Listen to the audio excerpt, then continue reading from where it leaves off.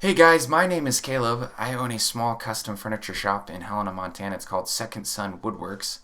And today I'm going to give you some tips on how I built this workbench. This is the first time I've ever done a video like this, so bear with me. I'm not very good with the whole narration thing, let alone the video editing. And there's a lot of content that I had to squeeze in here. But I hope that it is helpful to you, and I hope that you can maybe build a bench like this for yourself. Let's get started. My main goal in making this workbench was to incorporate both my table saw and my joiner into one working area and then have a big open space that I could set pieces on. So what I did is I bought two pieces of 4x8 3/4 inch sanded plywood. I took the first piece and I cut out sections from two of the corners that would house my table saw and my joiner.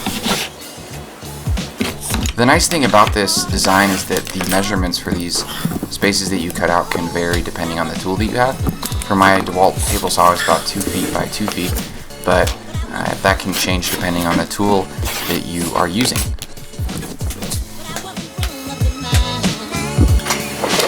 The funny thing is I made a mistake when it came to positioning my tools in relation to the table. I'll explain that a little bit later, but like I said, you can pretty much do any type of tool with this bench. Just make sure you think it out and plan on the way that it will be facing the workbench.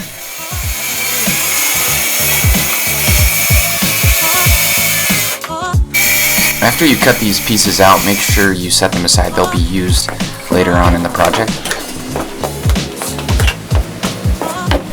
If you have trouble finishing those corner cuts, you can use a chisel to finish them off. Clean them up.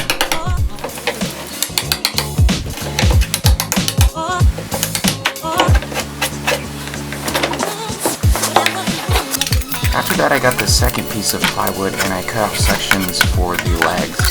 For this project, I'm using 4x4s for the legs, so it's about 3.5 inches by 3.5 inches.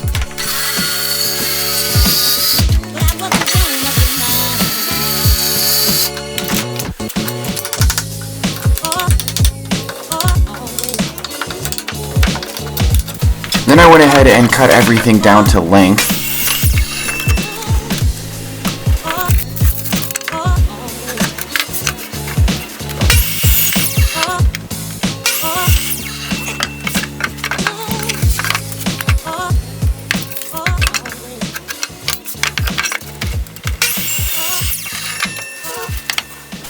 About halfway through cutting all my 2x4s down to length, I realized I didn't have enough of them, so I took a couple of these 2x10s or 2x8s that I had in my shop and resawed them down to about the same.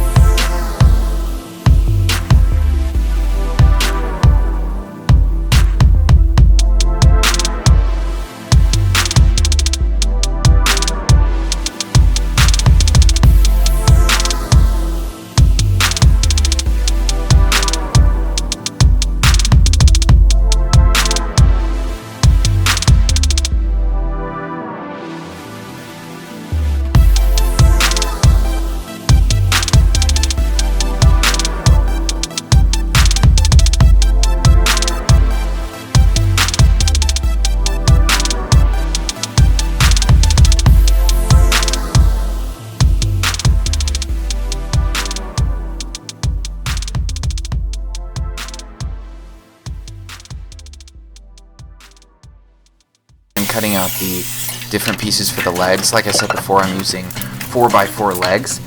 The measurements vary. There's going to be two. They're going to be all the way up to the top of the bench, to the underside of the piece of plywood that makes up the top of the bench. And then the other two are going to be up to the bottom of the support shelf, or whatever you want to call it, that the joiner and the bench will be sitting on. So what you want to do is you want to subtract the height of your table saw or your joiner, and then subtract the height of the plywood that it will be sitting on, and then that will be the size of the two legs that are going to be on these opposite corners, like you can see. And then when you get them in, you kind of have to pound them through those slots that you made before. You might have to unscrew some things to get it to fit, and then mark a line on the outside of the 2x4 that will be your line of reference when you want to know how deep the legs should go through these holes. And then drill them up, and they should be sturdy. And then what I did is I finished them all off with about 2 screws on each side. And then after that, I went ahead and took these wheels that I bought from a local hardware store. These are some casters that have little brakes, on and off brakes, and then I just attached them with some screws and some nuts, or not nuts, some little washers to make sure that the screws slipped through or didn't slip through, and then I flipped it back over.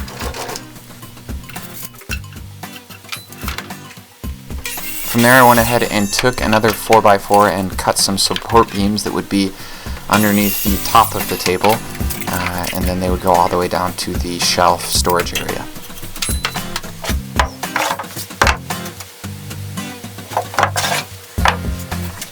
Now, it was super tricky figuring out how to get the top of the table onto the 4x4 legs. So you kind of have to wiggle it up. You might want to get somebody to help you with this. I didn't have anybody around, so I had to do it by myself. Make sure you do it safely. But just wiggle it up onto there, and then you might have to do a little bit of maneuvering to get it in the right spot, and then you can drill everything together and slowly put on the support legs that go underneath the table.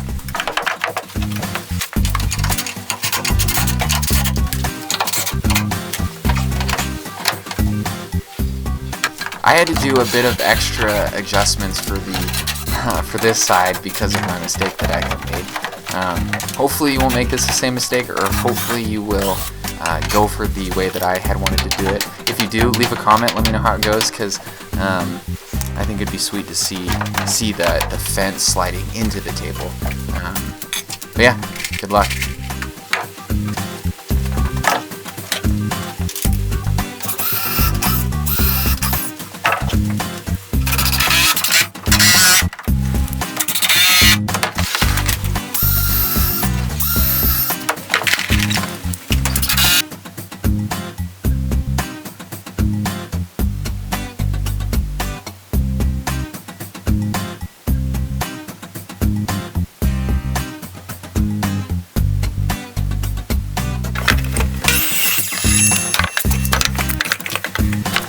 Once again, I ran out of 2x4s in the shop, so I used this old weather 2x4 for part of the shelves, or the 2x4s for the shelves.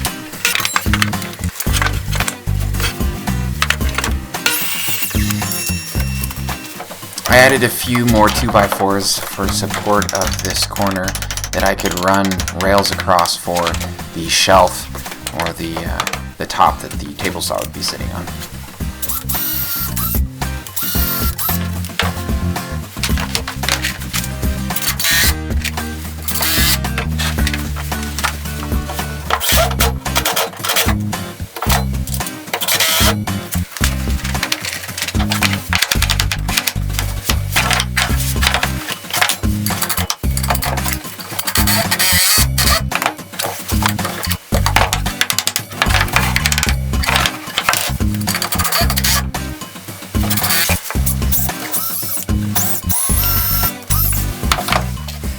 Then from there, I used those extra 2x4s that I cut down to do cross rails for the bench or shelf for the tools.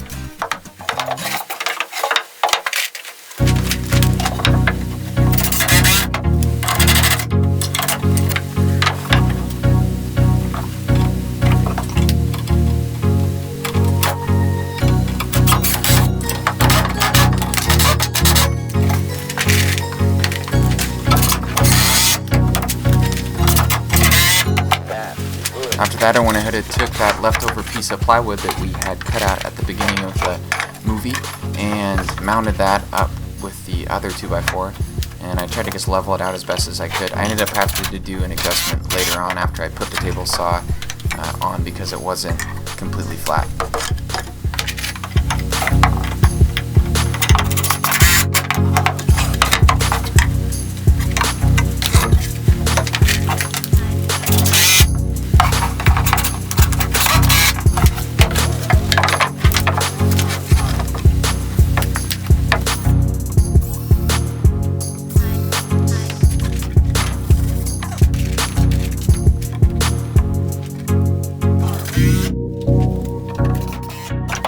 And then I did pretty much the same thing for the other side for the joiner.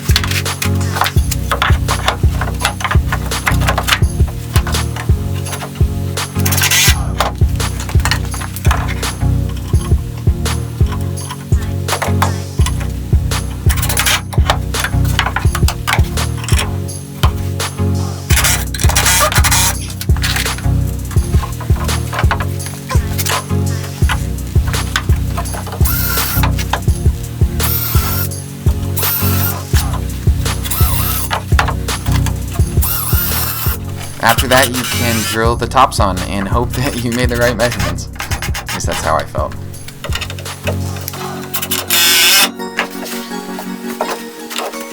And then, surprise, I made another mistake, and it was just a little bit too short.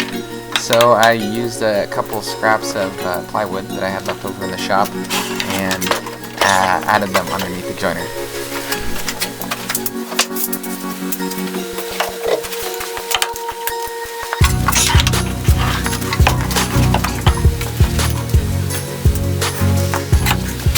Now, because of my mistake that I made earlier in the project, I had to cut out a slot of the frame so that I could access the on and off switch of the joiner. It ended up working out pretty well, but it is kind of a bummer that I made the mistake. But like I said before, the kind of added benefit of having the joiner face into the table is that I can do wider stock as well as get a lot more force by standing in that section or right behind the joiner. It actually worked out.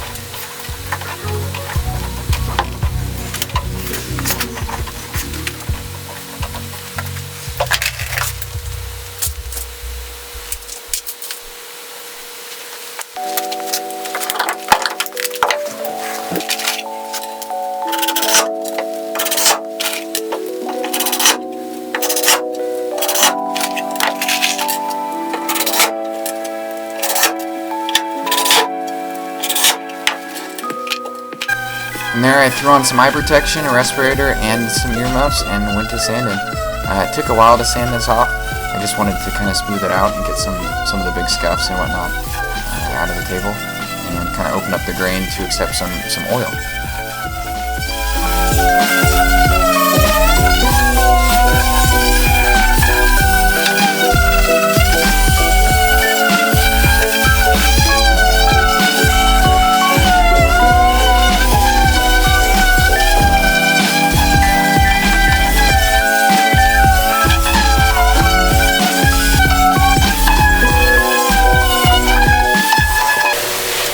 From there, I went ahead and filled in all the screw holes with some wood putty.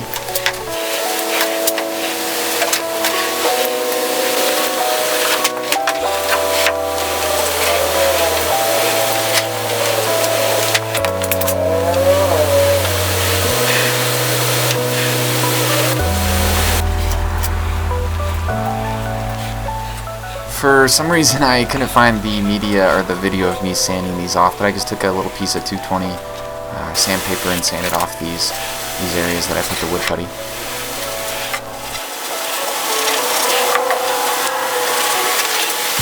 From there, I took some boiled linseed oil and some mineral spirits, mixed them together, and then started covering the whole table with this stuff. Kind of had to play with the with the balance of the two because I wanted to penetrate super deep into the wood. If you want to, start out, depending on the number of coats you want to do, but you can start out with more mineral spirits and less linseed oil every coat, and then slowly progress into more linseed oil.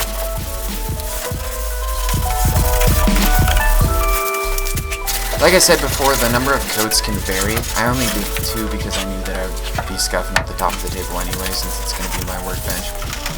But you can do what you want. I would sand in between coats because it'll create a nice sheen on the top of this plywood.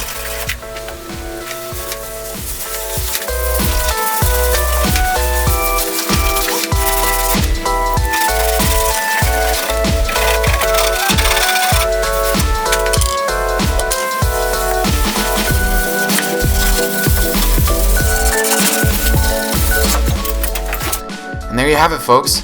Thank you for sticking around all the way to the end of the video. It's been fun. I hope to put out more of these videos like this. Hopefully they won't be as long as this one. But like I said before, I hope that this is beneficial for you, and I hope that you've enjoyed the video. Stay tuned for more. Thanks.